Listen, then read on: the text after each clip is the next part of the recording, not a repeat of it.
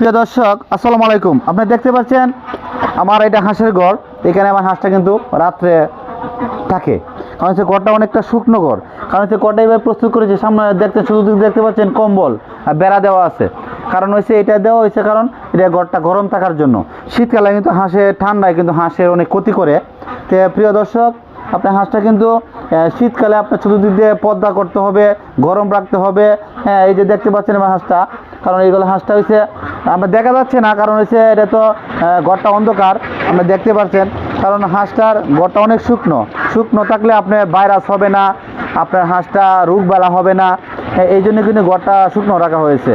তো আসলে ঘরটা শুকনো রাখার কারণ হয়েছে যে ঘর যদি শুকনো থাকে আপনার ভাইরাস হবে না, আপনার রোগবালা কম হবে। এই জন্য কিন্তু আমরা হাঁসটা ঘরটা এরকম রেখেছি। আসলে হাঁসটা অনেক ইয়ে করতেছে, উশৃঙ্খলা করতেছে, আমি যে ভিতরে ঢুকেছি বিদায়। কিন্তু আসলে আমরা দেখতে পাচ্ছেন আমরা ঘরটা কীভাবে করি, এই জন্য আমি আসলে ভিডিওটা দেখাচ্ছি। আসলে ঘরটা আমরা কীভাবে করতে হবে, কীভাবে লালন পালন করতে হবে। এটা তো আপনার পুরুষ হাঁস, কিন্তু আপনার ডিমের হাঁস যখন লালন পালন করবেন এই ব্যাপারটা ঘর করবেন, তখন ডিম ভালো আসবে, হাঁসটা অনেকটা সুস্থ সবল থাকবে। এরকম গরমকালের সময় কিন্তু আপনার নেট রাখবেন, কম্বল উঠায় দিবেন।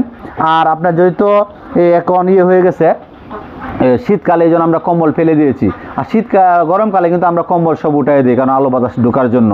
তো প্রিয় দর্শক, আপনারা যখন লালন পালন করবেন একটা ঘর করার উদ্যোগ নেবেন, যে আমি একটা খামার করব, তো এই ধরনের একটা ঘর করবেন, এই সিস্টেমে ঘর করবেন, নেট দিয়ে টিন দিয়ে ঘরটা করবেন। তাহলে আপনার কিন্তু লালন পালন করে সুষ্ঠু লাভবান হতে পারবেন। আর এই যে জীবজন্তু থেকে আক্রমণ থেকে আপনার রক্ষা পাবে হাঁসটা।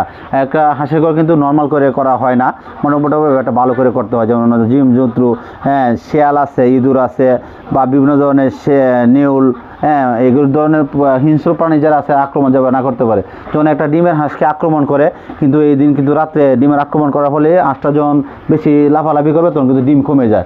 এই জন্য একটা নিরাপত্তা জায়গার মধ্যে, ভালো একটা জায়গার মধ্যে হাঁসটা লালন পালন করতে হবে। আর ঘরের সাইডে শুধু আপনার নেট দিতে হবে, যেন কোনো কারণেই শিয়াল টাল না আসতে পারে। আপনারা দেখতে পাচ্ছেন ওই যে ঘরটার চতুর্দিক দিয়ে আমরা কিন্তু এভাবে নেট দিয়ে ফিটিং করে রাখছি, যে কোনো কারণে যেন শিয়াল টেল বা কোনো কিছু আক্রমণ না করতে পারে, দাওয়া না দিতে পারে। তো আজকে ভিডিওতে দেখানোর কারণ হয়েছে যে আমরা হাঁসটা কীভাবে লালন পালন করি, হাঁসটার ঘরটা কেমন, এই জন্যই কিন্তু বিশেষ করে দেওয়া হয়েছে।